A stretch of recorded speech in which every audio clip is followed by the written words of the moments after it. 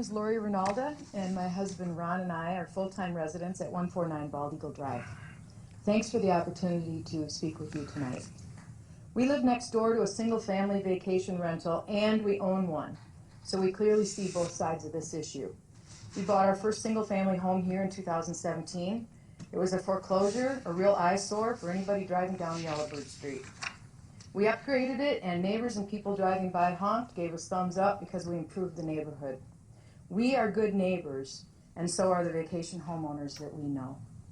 The proposed vacation rental referendum was recently grossly misrepresented to me by a council member as, quote, only a registration, unquote. We all know from reading the 16-page referendum that it's much, much more than a simple registration.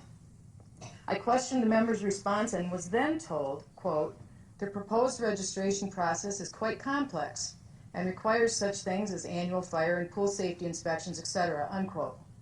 While this description is better, it still doesn't expose the many unreasonable items in this flawed ordinance. One example of the unreasonable items, noise. I have 6 grandkids. They love to visit. They love to play outside in the pool. The city already has a noise ordinance that equally regulates both vacation rental homes and resident homes.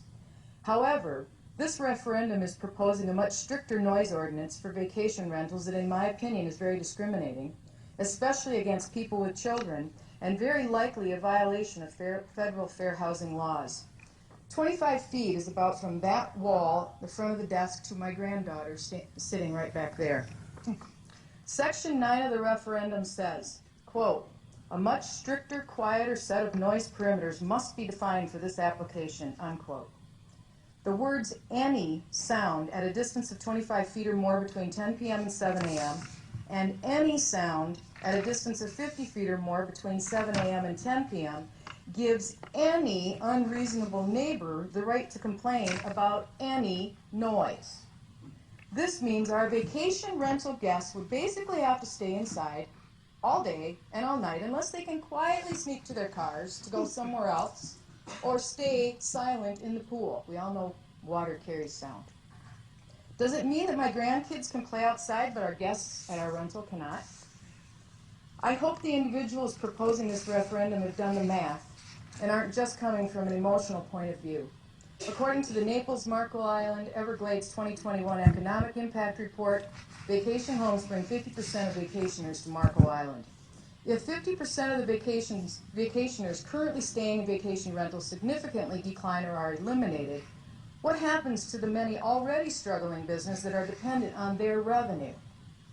Do full-time residents typically go parasailing, shell hunting, or jet skiing once a week? Do full-time residents go out to eat several times a week or shop for souvenirs? What about transportation, cleaning, and photography companies?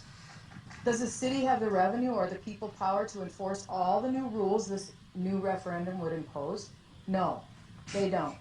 So entirely, new city departments would need to be hired and all of our taxes will go up. You may be wondering if we've had any issues with the rental next door to our rental home. The answer is yes, on a rare occasion, just like any other neighbor. We talk to them first, then call the owner to let them know. Problem solved. Let's not punish all the good apples because of the less than 1% bad ones. We don't need higher taxes or bloated bureaucracy on Marco Island.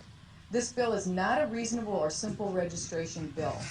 In Mr. Isler's own words on social media, quote, you will find out soon enough that short-term rentals are not legal on Marco Island. This ordinance is a stopgap to provide peace in the interim, unquote. Obviously, this proposal is a scam with a hidden agenda. Vote no on this referendum. Hands up, man. Thank you.